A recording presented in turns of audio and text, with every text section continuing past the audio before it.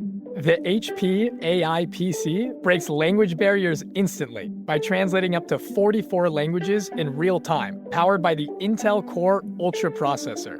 With the right tools, work doesn't have to feel like work. Learn more at hp.com/AI PC. From LinkedIn News, I'm Jessie Hempel, host of the Hello Monday podcast. Start your week with the Hello Monday podcast. We'll navigate career pivots. We'll learn where happiness fits in. Listen to Hello Monday with me, Jessie Hempel, on the LinkedIn Podcast Network or wherever you get your podcasts. All right, Jade, thanks for joining us. Hey, thanks for having me, Kwame. I appreciate it. Yeah, man, it's great having you. And it is great to have you in person. Listeners, it's been probably like 2 or 3 years since I've actually done a podcast in person. So this is crazy.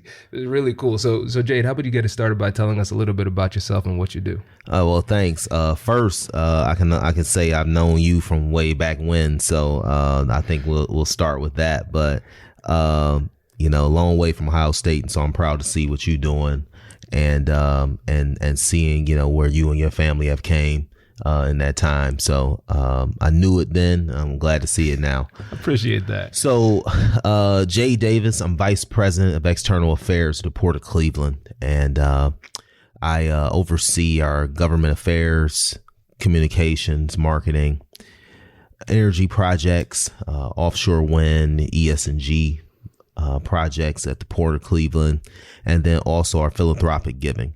And so that ranges from everything from, small micro grants and things like that to, 6-figure grants that we give to organizations and communities around the Cleveland area that are working to improve quality of life. Prior to the port, I worked in K Street in D.C. And for those who aren't familiar with public policy and government, I was a lobbyist in the electric utilities industry. And then also prior to that, I during my time where I worked in the same atmosphere as Kwame at the Ohio State House and Public Utilities Commission when we were both younger, and I had much more hair. And so I have been at the nexus of public policy, business, and politics for my entire career. And, just recently finished at Harvard Business School. And I'm an alum there now and focus a little bit more on my leadership and organizational development aspect of my business school journey. And I feel that it rounded out my career preparation for this point as I go into this, sort of halftime of the career right now. Yeah, no, this is great. This is great. And so listeners, you can see why I want to have Jade on the podcast. Just an incredible depth of experience too. And one thing that you didn't mention, I want to make sure you get a shout out too for the public affairs company that you and your wife have as well, because that entrepreneurial background will inform the way that you negotiate as well. Yeah. Both of us have families with some deep entrepreneurial roots. And we started Thornton Buckeye Group. It's my wife's company, and literally we started in Washington, D.C. when we were living there 2014 as a way in order to help some of our friends with developing their political strategies, and some were running for office, some working at companies in which they were tasked with finding out more information. And it has now morphed into right now it's the largest African-American female-owned public affairs firm in Ohio, based in Cleveland, clients all over the country. And, I've seen my wife do a lot of this more full-time than me, but I serve as a senior advisor and help out, especially a lot of energy and political campaign strategy, things like that we may help with some clients. And she focuses a lot more on the coaching, the policy strategy, everything from helping clients do engagements with DEI to helping clients doing engagements with getting white papers and developing public policy, managing, lobbyists at the state, federal, local level, and all those kind of things. So it's a full service public affairs firm. and we're proud of it. This is great. This is great. So I think we have set the stage for your life. And really what we're going to do is we're going to use your professional career as a case study for different negotiation and persuasion endeavors. And so the focus of this episode is going to be on how to get to yes, essentially how to persuade as a leader. And so when you think about your approach to leading and managing and moving people from one position to another position with your communication style, what would you say is your ultimate goal in every conversation? You know, I would say, depending on what the what role I play within this negotiation, it is to get to yes, especially if I am managing up and I'm talking to my CEO and we're trying to figure out what to do. He may have a different opinion, or he or she may have a different opinion. And I am trying to figure out how do I maintain my role, autonomy, and all those kind of things while still making sure that I'm delivering what's needed.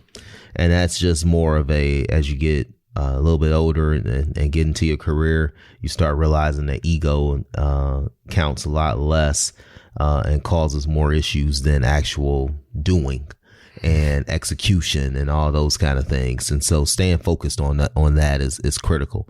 When I'm managing laterally or to subordinates, is making sure that they're experiencing me as a leader, as a colleague, in a way that leaves them feeling heard, transparent, and what is needed, that they have direction that is actual direction and not just task mastering, that they feel whole from the interaction, and that I could be vulnerable enough to convey what it is that I really need to get done, what the vision really is for this task, and being vulnerable enough to receive things and be able to pivot if needed. Sometimes you're just wrong. and that's just the key, and that's just something that I've seen for a lot of people that could be the hardest part of their professional journey, of just being told, like, well, you're not the brightest, you're not the smartest, you don't know everything about all these intricate things. You're great, but just like Jordan won with Pippen and Grant and Rodman and all these other people. Like, that's still my GOAT. But I don't know if our GOAT gets 6 rings without having these other great compliments and around him of people who are great in their own right. And I'll tell you, just being in leadership and things like that, a lot of this for me was forged. And I had a boss tell me a long time ago, I was like, well, how do you know how to do these things? How do you know how to do these things? They're like, well, because I screwed them up. And when dealing and working throughout, my early career, learning to lead by being willing to be a teammate first and foremost, really helped me become to take the next step in my leadership journey. And what I had to realize too, in my own right, like, it was good. It was great. It was, I had traversed pretty well by my mid 30s and had, hit all the markers, as far as titles, pay, autonomy, all these kind of things. And I found myself thinking, like, okay, what's next? And if I can't see what's next, why? And I remember my wife sat me down and was like, well, maybe you're not ready for it. And, you married the right person when they can just be brutally honest to you. And shout out to Crystal Davis, my wife, 10 years now, next month in August. So, but we had this conversation, and I remember sitting there like, okay, babe, I got you. All right, I got you. But I'm still thinking like, no, I'm great. I'm good at what I do. I'm good at what I do. I'm sitting there thinking this. And she told me, a few months later, we're having the same conversation. She's like, well, until you realize that what got you here isn't going to get you to the next level. And I'm like, what did you say? Like, well, what got you here was good. Like, it was great. But what's going to get you to the next level is development of something else.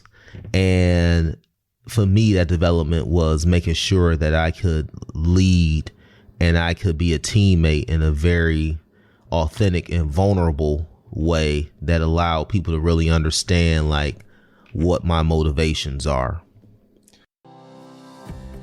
Hello, my friends. Before we get back to today's episode, I want to ask you a question. Have you ever wondered how to elevate your team's negotiation game and how you can help the folks on your team have better, difficult conversations? At the American Negotiation Institute, we offer transformative keynotes and workshops tailored to empower professionals with top-tier negotiation and conflict resolution skills. Whether it's a keynote for your next event or hands-on training for your team, we've got you covered. Don't just negotiate. Master the art with the American Negotiation Institute. Click the link in the description to find out more. Elevate, negotiate, and succeed. Introducing the HP AI PC, your powerful AI assistant.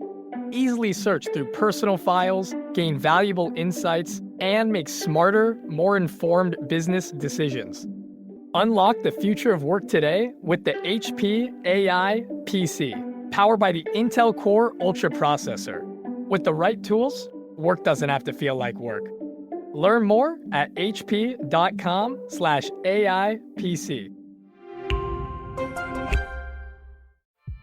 Will AI improve our lives or exterminate the species? What would it take to abolish poverty? Are you eating enough fermented foods? These are some of the questions we've tackled recently on The Next Big Idea. I'm Rufus Griscom, and every week I sit down with the world's leading thinkers for in-depth conversations that will help you live, work, and play smarter. Follow The Next Big Idea wherever you get your podcasts. This is great. And there's so many interesting things that you said that I want to dig into. I think Let's dig. The first interesting thing was somebody in the Cleveland area admitting that Michael Jordan is the greatest of all time. I think that was fascinating. But that's for a different podcast. I'm of that generation. You see Blackish and see Andre Johnson's shoe closet. I have plenty of Jordans in my shoe closet. So. And I think a lot of guys, whether we were diehard Cavs fans or not, growing up, we all wanted those Jordans and wanted the jerseys and all those kind of things. Yeah, it's hard to shake. It's hard to shake. But I think one of the interesting things that I loved about this was you talking about the conversation with Crystal, your wife, because one of the things you mentioned before was managing egos. When you're managing up, when you're talking to the CEO of your company, you have to manage that ego. But in that conversation, she had to manage your ego, and it took time too, because she planted the seed in a conversation, and then a few months later, she revisited that conversation and challenged you again. And the thing that led to that massive leap in your career was accepting that, being more humble, and then recognizing that even though you are great at what you do, the next iteration of your career is going to be about leadership and the connection that you have with other people and the ability to motivate, inspire, and persuade other people. And so your ability to kind of check your ego in that moment is what led to the growth that allowed you to be a better leader. You captured it even better than what I just said it. To be honest with you, I think what happens oftentimes in a lot of organizations, a lot of families and things like that, throughout the early part of your career, you're very much like the folks that really progress quickly are the doers, are the executors, are the people who get, like I had a couple areas where I was a subject matter expert and I was able to go and do it. And I was consistent, reliable in those things, and it allowed me to get other opportunities and to progress. Okay. That's very different from executive leadership, to where you're not doing as much as you are facilitating information to, whether it be your board or whether it be investors, or whether it be other colleagues in the various trade groups and things like that. And you're facilitating that kind of communication to them internally and externally within your folks, and you're managing processes. You're sitting down every day, probably a couple times a day, dealing with, okay, what is this division doing? Are we hitting our KPIs there? What is that division doing? Are we hitting our KPIs there? Why or why not? What can we continue to do better? These are questions you're asking now. And you still have doers who are going to be future leaders, who are going to be sitting in that seat someday, who are executing those things and getting those and hitting those KPIs, or trying to figure out why they're not, and adjusting and things like that. What we sometimes fail to do is that when I had got into leadership position, I was coming out of a doer mind frame. And so I'm leading as a doer, and I'm leading people who are also doers. And I'm saying, okay, let's get this done. Like, we got it, like hell or high water. Let's get this done. Let's get these things done. This is how we got to work. This is how we got to do it. And it's like, well, I'm not quite sure. I'm not quite clear on that vision. I'm not quite clear on these things. I'm not quite clear on that. And a lot of organizations, and individuals, and me included, had a hard time, for about a year and a half or so of my career, thinking like, well, am I good at this? Am I right at this? Am I leading us to the right place at the port? And it was when I realized, with the help of Crystal, that, well, your role is different. It's still about getting to the goal, but your role in getting to that goal is very different now. And those things, are the things that really help organizations take that next leap or maintain being a well-oiled machine. And that's why, small organizations don't struggle with it as much, because you can see it. When you get larger and larger, it becomes harder and harder to spot, because,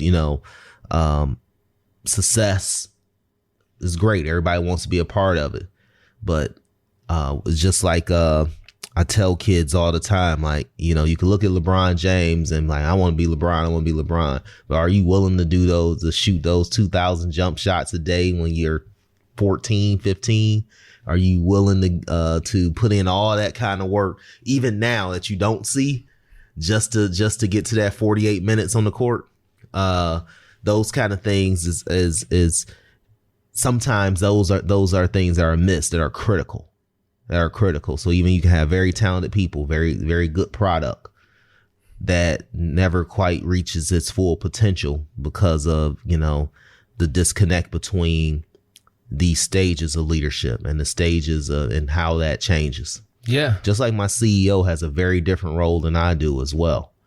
And if you go and just plot me or one of my other, colleagues in the VP level into that seat, if we don't realize that, probably not going to be in that seat long. But everyone else suffers as well within the organization. Absolutely. And I've heard it described as the leadership lid. Like, a team cannot, or it's very difficult to outperform the quality of the leader. And so your team will grow and advance as you, as the leader, grow and advance. And one of the things that you mentioned there was, you've mentioned it a couple times actually, the role, understanding your role, and especially understanding the shift where you were before versus where you are now, and your role relative to other people. Because even though you're going to be authentic through all of your conversations, your approach is going to change based on who it is that you're talking to. What's your role? What's their role? What's the interaction of the role? Yeah. So how do you maintain your authenticity in these conversations, even though you might adjust your strategy based on who it is you're talking to? One of the main things about maintaining authenticity is just having a real curiosity about who people are, how they got there, where is it that they want to go. So it's not a single person that's going to be on a team that I lead that I'm not going to try to find out, like, what is your goal? What do you want to do? how did you get to here? And those things will tell you a lot. And I remember, and I do that because very early in my career, I appreciated people that did that, because it allowed me to ask questions and get feedback about things I didn't even know to ask about. And it allowed me very simple things like when I first started working at the State House, I thought I was going to be involved in more like just purely urban affairs issues. And when I started talking to folks that were in the caucus and doing policy work, they were like, well, what is it what's your background and things like that? Have you thought about energy and tech and, sort of forward looking things like that could really help deal with some of those urban issues in which I was thinking about, which jobs and availability and quality of life and all these kind of things. And it allowed me to think like, oh, I can affect those things maybe from a place where I'm more interested in, and from a broader perspective by pivoting to that. And it ended up providing me with a career path that has been great for me and has been joyful for me. It's because I had a clear, dedicated interest in trade and shipping and energy and utilities and all these kind of things that I work with on a daily basis now. And so one thing I'm trying to do is make sure that if I'm talking with folks on my team, where is it that you've been? Where is it that you want to go? And with that, you can understand where people, you just ask simple questions. It's just asking the question sometimes, like, where do you feel you could be best utilized? What's the thing that gives you the best joy?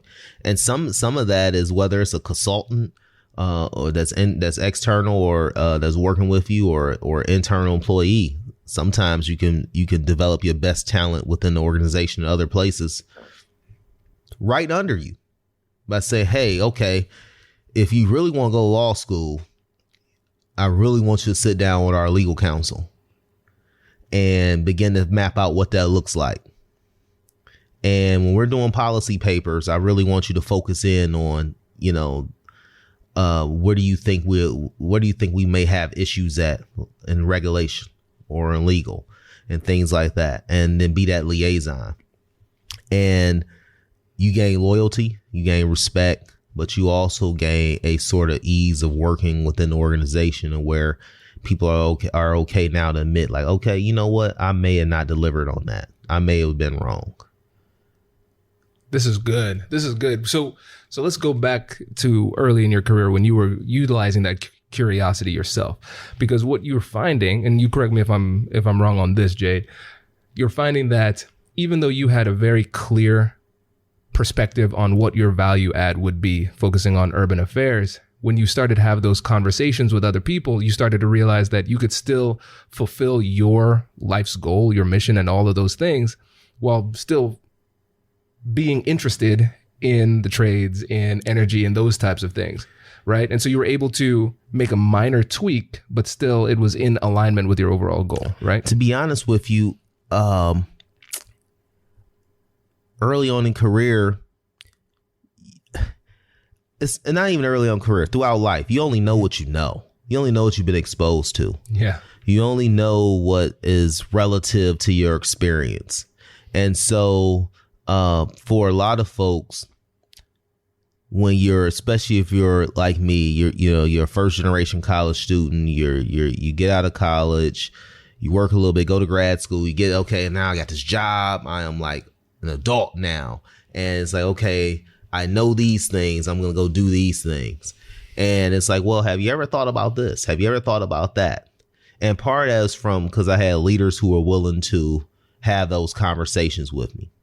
And I was able to produce very good work and have very good relationships I still have now. But the key is I didn't even know that's what I needed until it was given to me. And I don't know if my experience would have been as fruitful for me or the organization or them if they weren't those kind of leaders. And so I admit that being as fortunate of having that. But what I try to do is make sure, people feel fortunate for having the opportunity to engage with me on that level. Now, again, I'm not saying that I'm the leadership guru and I'm not you, Kwame. I'm not going to write a book about it. I don't see myself at that level yet. But what I do see is that I know that firsthand, being able to provide people space to grow is just critical. Yeah. It's critical. And that's where you see it now in job markets where people don't feel like they have a space to grow. And I hear some folks like, well, people don't want to work hard. They don't want to do this. They don't want to do that. Well, everything has to adapt. And you can't adapt until you're actually sitting down and figuring out, what are you adapting to? And that's something that I'm trying to make sure I continue to do, whether it's entrepreneurially, whether it's professionally, within our organization. Yeah. No, this is good. This is good because it kind of goes back to what you said about vulnerability too, because for everybody in the conversation, there's a benefit to vulnerability because if you're vulnerable, now you're feeling safe enough and trust the other person enough to actually share forthrightly the information that people need to solve problems. And so it takes a strong relationship with the people on your team for them to be vulnerable enough to share that information with you, especially if you're their leader. But oftentimes we as leaders have to set the stage by being vulnerable. Like you said, admitting sometimes when we're wrong and sharing our goals and our vision very clearly so they can see where they fit into it. And then also with the example that you gave about the person who wants to go to law school, for example, you're saying, okay, see, I was thinking about putting you in this direction, but that doesn't serve you and your ultimate goal. You can still help us and our corporate and our organization by doing this, which helps you because it helps you to gain those legal skills that you'll need when you go to law school. And it helps us because we need researchers to do this research, right? Yeah. And so you're getting to yes, like we talked about, but you're open and willing to be flexible and work collaboratively with the people on your team through these difficult conversations. And it starts with that vulnerability. Yeah. And it's one thing that I wish I would have developed very early on in the career. Heck, even in college, of just having to be in a vulnerability, go back to the early aughts, I show up to college, FUBU shirt, fake Cuban link chain on, all that kind of stuff, hey, and people could laugh about it, but I know if we go pull out those college IDs from the early 2000s, it'd be the same thing for many of you folks. But I didn't think there was a space and a place for that, for just, asking these questions. I'm at the school. I'm with people from all around the world. I'm on a football team playing with guys from all over the country. And very few times my first 2-3 years, I just sit down and ask you like, so, what is your family do? What are you looking to do? Like, why are you majoring in this? Or why are you majoring in that? And so one thing that I'm talking with my nieces and nephews about, I always have, is like, hey, continue to network, but don't just network just to get to know folks, like get to know who they are, and all those kind of things. And I think that that is something you have to sort of learn, because I'm not quite sure that that's something you may have to unlearn, of not connecting with people, because I'm not quite sure that's something that's being taught. It's not going to be taught in school to connect with people on that kind of level. And for a lot of families, us included as parents, you're trying to make sure your kids are very set on being the best versions of them. And, connecting with other folks on a deeper level is very much like not a top tier issue when you're raising them. And so, that's something I think that the connection piece is just critical. And I'm not saying, sit down and tell folks, your darkest, deepest secrets or nothing like that. What I am saying is that, being open to having a conversation about the person that wants to pivot to law school, being open to conversation, the person's like, this is just not I see myself in your position one day. How do I get there? And don't take it as a threat, but take it as, okay, this is an opportunity to develop the next wave of leadership. And I'm a firm believer that the more people you develop and the more people that you help along the way, it can be very, very beneficial to you in your journey as well. The more allies you have, because that person may not take your position at your organization, but they may go take a similar position at another organization, which then you can partner up with, or you can leave and go to, and, you know, have all these kind of things, all kind of different aspects of that. And so great. I think it's just keeping the connection and being open to the connections. Yeah, no, that makes a lot of sense. And being open, it's much easier said than done. And like you said, yeah, much. You have to unlearn that previous, I would say a lot of times it's self-preservation, because we see the risk of sharing. I heard one of my previous podcast guests, Austin Hill, he described trust and vulnerability really interestingly. He said, when you're being vulnerable with somebody, you are giving them the keys to your own destruction and hoping they don't destroy you. Mm-hmm. And I mean, like, when you think about that level of gravity, that's pretty significant, you know? And like you said, you're not always sharing your deepest, darkest secrets, but you do recognize, like, hey, if I open myself up, there is some kind of danger if they take it the wrong way. But you have to take those small incremental risks. And I think about them almost like relationship tests. Yeah. Can I trust you with this? Oh, you passed the test. I can trust you with a little bit more. And then as you keep on doing that, you deepen the relationship. And then those difficult conversations that we talk about all the time on the podcast become a whole lot easier, because people are sharing information and genuinely working together to try to solve the problem and make things better. Yeah. And I think, and when you talk about vulnerability, I mean, some of it is just, it's just being honest with folks. Like, I don't have the answers here. I don't know. This is sort of outside of my previous experience. I may have to go back and do some more reading. There's all these kind of things that are going on within the everyday of a project. I just had a critical conversation with my CEO last week about some things that we had to get done, some decisions we had to make as an organization. And he was very honest and said, hey, I don't know. Like, I need you to figure this out for me and help me and help me, you know, get to this. I got to trust you in this. Mm-hmm.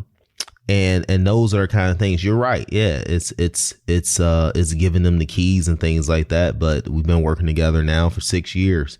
And I'm quite sure it would have been 6 months if he felt that he could not come to me and have that kind of conversation and get an answer that is going to be fact-based, that is going to be rooted in truth, and, you know, fit within the goals of the organization, the greater organization. Those are all things that I think are necessary, though, because you just can't do it alone. As good as we think we are, you just can't do it alone. And I don't want to take NBA analogies to, you know, real life, but oftentimes you look at all these like championship dynasties and things like that. You know, I'm not the LBJ hater that some folks are. I think LeBron James is going to go down at the end of the day as one of the, you know, greatest all time. He's a top 5 player, no doubt, hands down. All time. But people say, well, he needed so much help. And I'm looking around like, go through all these dynasties, go back to the 40s and 50s, like Hall of Famers galore on all these teams that won 3, 4, 5, you know, 6 titles. These weren't just, you know, this weren't YMCA guys that were out there with 1 star. This is not how it works. And so if you have a great organization, a great product, all these kind of things, there's probably a lot of stars. There's probably a lot of people that could be CEO. You know, a lot of people. There's a lot of people that can be VP. There's probably a lot of people that can be a senior director, manager, all the way down to greeting at the front door. There's probably a lot of people that can do those things within that organization, but the organization is someplace worth being. That's what you need. A lot of people that are willing, that can step up if need be. Exactly. And to that point too, even if you could do it all by yourself, you wouldn't want to, because it would be exhausting and unpleasant. Yeah. Would you enjoy it? Would you have enough left to enjoy it, to see it? Those are all kind of things, I think those things are, look at the Apple journey, look at the Microsoft journey. I mean, talented, bright people were involved with all of this from, for years and decades. And not everybody was, Steve Jobs or, Bill Gates, but there was a lot of people who could have been, who were involved with this. And some of them left and went and did other great things. Some of them stayed and did great things. Some of them went and did low key things that were critical. When you start talking about other algorithms or other smaller companies and tech companies and things like that, I think there's a lot of things that we see. We had, some senior folks leave over the last few years who have went on and done great things, at our organization. Thornton Buckeye Group, is constantly working with people, who are looking to expand and right size their profile within the public policy sphere, to do great things. Is not just one way to do it. It's not just one person doing it. And again, it all gets down to being willing to have that conversation, being willing to listen, and being open to, what's possible. Yeah. It's hard. Sometimes we want to know. I know it. I can do it. Trust me, I know. But it's almost always not the way to do it. Right. Exactly. Well, Jade, really appreciate it, man. This is really great. I feel like I could just keep on going. And I know that because we talked for like an hour before we started. Yeah, definitely. But before we go, can you let the listeners know again about where you are now, your public relations company, and how they can get in touch? Thornton Buckeye Group. You can check out thorntonbuckeyegroup.com. So that's THORNTON Buckeye, BUCKEYE group, GROUP.com, or you can email C Davis, letter C, DAVIS, Davis at thorntonbuckeyegroup.com. And so it's I'm really proud of my wife. My wife is a dynamic professional in her own right, vice president of Alliance to Great Lakes. She really is the one driving Thornton Buckeye Group from the day to day, with a couple of our, key staff and consultants. And to see her as a African-American woman, young woman, take on this and with such vigor, and it's been great to see. I'm just glad I can be able to help. I'm glad I can be able to step in. And 10 years ago we said I do. So it's been great. And check it out if for your public affairs needs, Thornton Buckeye Group. Love it. Yeah, man. I tell you one thing I respect. You've always been incredibly good at getting all-stars on your team, and Crystal's a great example. Yeah, definitely. So this is great, man. Really appreciate it. Go to the top, man. I want to go to the top. That's right. Appreciate it, brother. Thanks Appreciate it. Thank you. Bye. If you've made it to the end of this episode, you're now part of our negotiation community. Every conversation, every deal, every tough negotiation shapes the world that we live in. And the more we grow together, the stronger our community becomes.